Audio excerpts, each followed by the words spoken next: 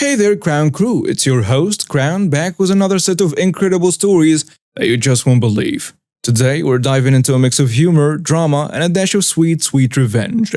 From sew shop shenanigans to elevator etiquette disasters, we've got it all. So grab your popcorn, settle in, and let's unravel these tales together. Remember, life's a journey with stories at every turn. And here at Crown Corner, we're all about sharing those stories with a smile. So, let's get started.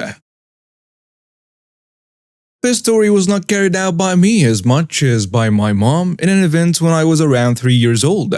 So in the 90s, my parents owned a sewing shop in our town center, and after I came along, they brought me to the shop with them pretty much every day. So I spent most of my early childhood hanging out in the shop. One day when I was there, a lady came into the shop and was talking to my mom about something. I, being the annoying young child I was pestering my mom and trying to get her attention. The lady clearly didn't like that as she decided to try and tell me off. She got up in my face and started scolding me, shouting something along the lines of, "Don't you interrupt me when I'm talking. Children should be seen and not heard," and so on. Well, my mom was pretty furious at that, but before she could kick her out, the lady realized she screwed up, or saw the look on my mom's face, and ran out of the shop. Mom was not happy and she wanted revenge. Luckily, this lady had previously signed up for some kind of newsletter my parents sent out, so my mom had her home address. Back in those days, you would get these adverts for certain products, like garden ornaments or cheap jewelry and other stuff, in magazines or newspaper, where you filled in a reply slip with your address and other contact details, and they send you the product to see if you like it before you pay. If you don't like it, you then send it back. So my mom spent about 6 months saving up every single product reply slip she could get, filled out the lady's address on them, and then posted them all at once. She would have ended up with between 80 to 100 random items arriving at her house over a couple of days, and she would have to send each one back individually. I still think my mom is a total legend for this, and I'm sure she has lots of other revenge stories if the people want them. I live in an older apartment complex but don't mind because it has security and nice amenities. Most folks own their units, but some rent them out, and I got a great deal for renting during the pandemic. Even though it's older, the average unit sells for over $1 million due to the current housing market. So it's a lot of older folks who bought when it's cheap, no money, and middle-class renters. It can be a hassle getting up to my apartment from the street since it's 2 elevator rides, street to security and security to apartment when it's super busy though. Right now, only one household at a time can be in the elevators since they aren't big enough for social distancing, which can take even more time. Management also modified the elevators so that they don't stop if someone is already in them, to avoid people trying to hop in while you're going to your floor. So now it doesn't really matter if you press the up or down button, all it does is call an elevator and you can go wherever. This was sent in an email to everyone in the complex. I'm heading back to my place after walking my dog with my headphones on, a purchase I saved up a long time for and use daily, including for work. We get to the first set of elevators and there is an older couple and a middle-aged lady waiting. She's a typical wasp for the building. Pearls/diamond earrings, big wedding ring, fancy clothes, probably has a husband that's a senior design engineer or something, while she's a marketing manager. I see that only the up button is pressed, so I push down the button to call another elevator and return to my spot in line. I know that once their elevator leaves, I can press the up button again and save everyone some time, as now 2 more post-dog walk folks are behind me. The older couple leave in their elevator and then the second one comes. My glasses are quite foggy at this point, but I see this lady waving for me to take it, so I pull off my headphones. I tell her, "You're here first. No worries, I'll catch the next one. It's going down, it's for you." "Oh, I was just calling another elevator." "Don't you see the line? Get in the elevator." She's being rude. She doesn't know how the elevators work now even though it's been a year. I decide it's not my problem to explain why she's wrong, put on my headphones, and get in, then punch floor 1 to get to the security desk. While the doors are closing, she must have then pressed the up button as they open back up. I press the door close button and hear a loud "what?" over my music. She then sprints into the elevator and sees that I'm going up. "Oh, so that's it. You couldn't wait, so you lied. You skipped me. This is my elevator, get out." While holding her hand over the door sensor so they don't close, I pause the music on my headphones and say, "I said I would catch the next one, but you insisted." She must have thought I was turning my music up and taking a stance on the elevator miscommunication, because she then starts grabbing my headphone and smacking me right across the face. "Take those off. This is my elevator, you liar. Screw you. Get out of my elevator." My 40-pound cattle dog is deaf, but he isn't stupid. He started barking and growling in full force, causing the lady to jump back with my headphones in her hands. I am dragging him out of the elevator when she then runs forward and kicks him square in the stomach. She throws my headphones to the ground, stomps on them, and kicks them out of the elevator, and takes her right up. I'm freaking out. The other people who were waiting in line are freaking out. All for an elevator. Thankfully, after about 20 minutes, my dog gets up and is fine but skittish. One of the folks in line must have told security what happened, because one of the guards came down to talk to me. Police have been called, all security cams are being pulled, and the lady has been identified, and I was asked to wait upstairs. I give my statements and we ride up together to security. She's there along with her husband and the two folks who were behind me. Yep, he is definitely some sort of upper management techie with his button up tucked into his dark blue jeans. I ask if I can put my dog in my apartment. I do so, then return. The husband asks me how much the headphones were, and I say $400. I use the coupon code, and he hands me the money from his wallet. I quickly take it and put it in my pocket. The lady is looking smug. I guess this isn't the first time money has solved the situation she got in. But did she forget she didn't just break my headphones? The police ask if I want to press charges, and I say yes, and she starts yelling at me. Her husband is holding her and trying to drag her away from the police and me, while she throws insults and swear words one after another. When she starts yelling that she hopes she hurts my dog and how she's going to kill him, the police use their taser and take her down to the patrol with her husband following behind. From what I understand, she's being charged with assault, animal cruelty, assault on a police officer, resisting arrest, and lastly, public intoxication. All this for a miscommunication and saving 3 minutes waiting for an elevator. Since I've seen a few posts lately about out-of-control HOAs, I figured I'd add my 2 cents to the fray. My family and I used to live in a fairly upper-middle-class neighborhood that had an HOA. The HOA seemed pretty mellow and dedicated to their original purpose and intent, maintaining property values. As these things usually happen, a few new people got voted in. Things started getting a bit more OCD and militant. Here are a few examples. We had to throw away our basketball hoop because the backboard was opaque and the new requirement was glass backboards only. We got a ticket because my dad forgot Monday was Memorial Day and put the trash out. Of course, trash collection had been pushed back to Tuesday, so we got a fine for having the trash can out overnight. We went on vacation for a week and the grass got a bit longer than usual, but nothing unreasonable. Got threatening letters and a fine. We weren't allowed to have cars parked on the street for any reason. My biggest pet peeve was that anyone under 18 had to be accompanied to the pool by their parents. My 17-year-old self wasn't too fond of having to get my mom to come sit in the sun anytime I wanted to go for a swim.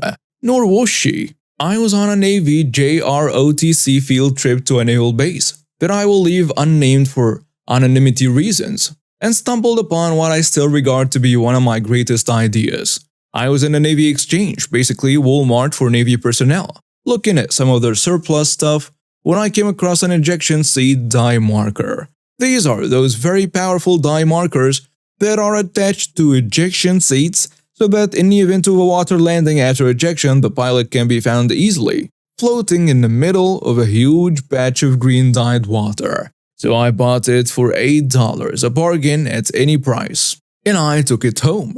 One night after the HOA instituted unenforceable 10 p.m. curfew for adolescents under 18, I took a little stroll over to the pool and tossed that bad Larry on it. Much to my delight and nervous terror, It worked exactly as designed. The whole pool was neon green in a matter of a minute or two. Of course, I got the heck out of Dodge. The next day, as I drove past on my way home from school, I noticed that the pool was empty, but still looked very, very green. And then soon weeks, I came to find out that the pool had to be drained. 660,000 gallons of water, and a professional power washing company had to be brought in to clean the pool basin concrete, which had absorbed the dye. Then the pool had to be refilled and retreated with all of the relevant chemicals. All told, I think it cost around $10,000 to the HOA.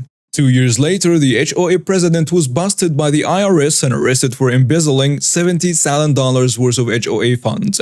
He went to the big house for a couple of years. And before anyone tears into me for wasting water, this was in the South, not California. We have more water than we want down here.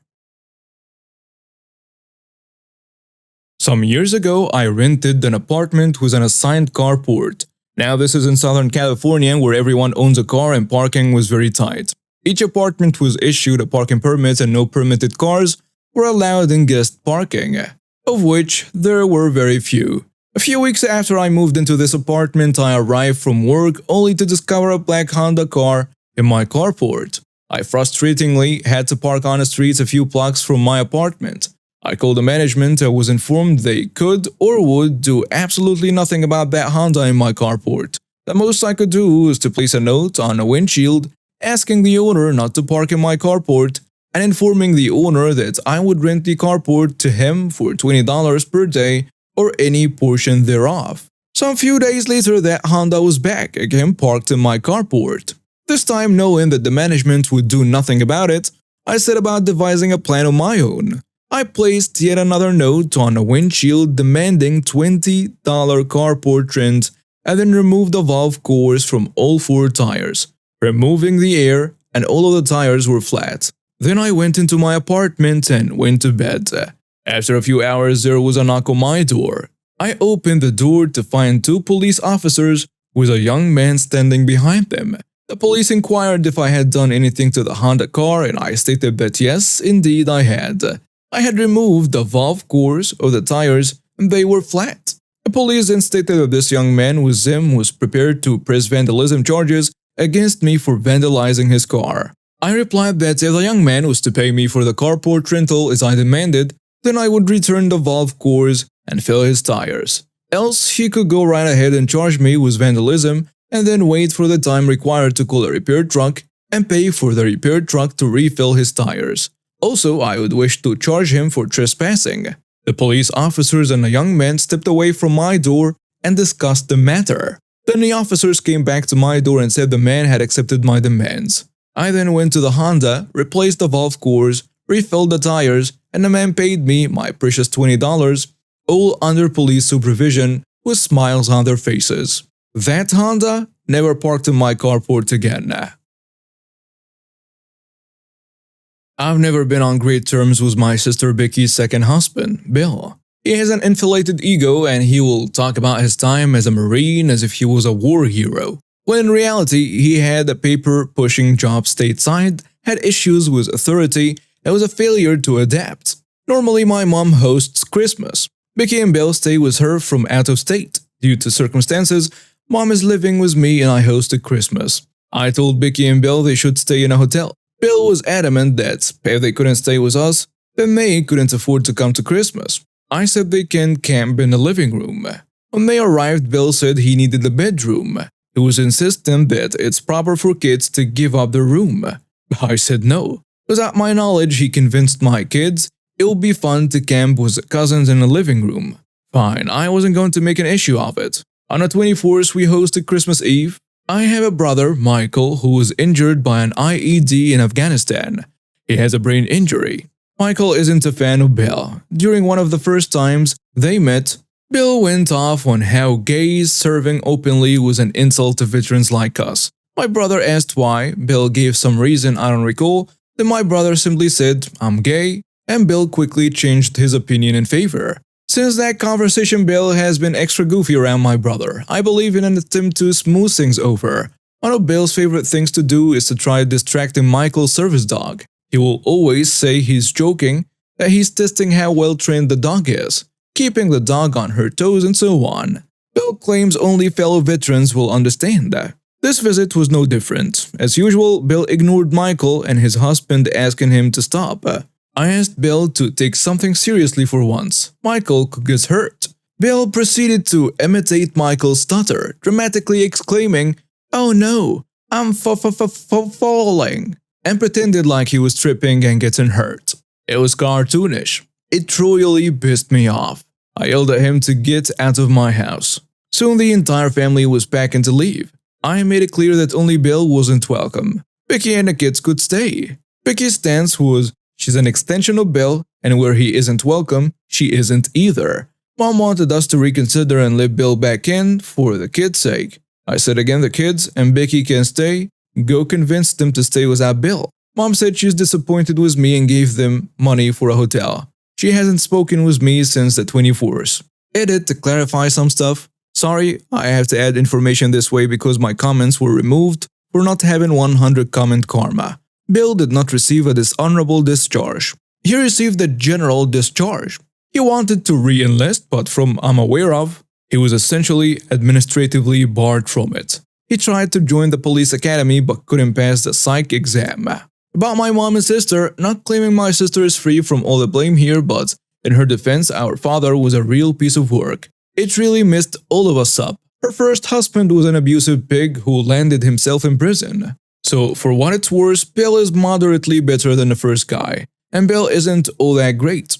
I have more sympathy for her and why she either feels she needs to put up with her behavior or otherwise can't fully see the issues with it. I don't want to cut Becky off because if she wakes up to it, I want her to have somewhere safe to go. My mom is here temporarily while her home is being fixed from severe storm damage. My little brother has always been her scapegoat. I've always been the one to keep the peace between them. It's complicated, but my tolerance for her is more than my tolerance for Bill. And now some comments on the post. Someone saying, "You're not the jerk. You need to have a separate conversation with both your mom and sister that your brother-in-law was being very disrespectful to your brother and you in your own home, and you will no longer tolerate this kind of disrespect." Explaining to them very clearly how he was being disrespectful. And tell your sister you love her, and your home will always be welcome to her and her kids, regardless of the brother-in-law. If your mom persists with her attitude, tell her she must go stay with your sister. She can return to your home when she drops the attitude and apologizes to you and your brother. Watch how quickly her tune changes when she has to put up with your brother-in-law. Another commenter adds, "Not the jerk. This is just a hunch, but read the stats on DV in respect to men who serve. Not saying this applies to all men, but factoring in the failed psych exam, police force, right up there with the military in terms of those stats, and Becky's quick deferral to him, my guess is the repercussions she'll face from him for not taking his side outweigh upsetting you. I fully support your kicking him out, but please consider going easy on your sister." The third commenter goes with, "Not the jerk. That any of them think it's okay for him to treat your brother like that speaks volumes. And that's what both your mother and sister are doing with their behavior. If my partner did this repeatedly, despite being spoken to about it, I would dump him. And mom can find a hotel if she wants to treat my brother like that in my home." And that's it for today. I hope these stories brought a bit of joy, reflection, or just a good old chuckle to your day. Don't forget to like, share, and subscribe for more wild, wacky tales from all the corners of life. This is Crown, your still loving host, signing off. Keep creating your own amazing stories, and who knows, maybe one day they will be featured right here on Crown Corner. Stay carefree, easygoing, and always keep that smile shining. Until next time.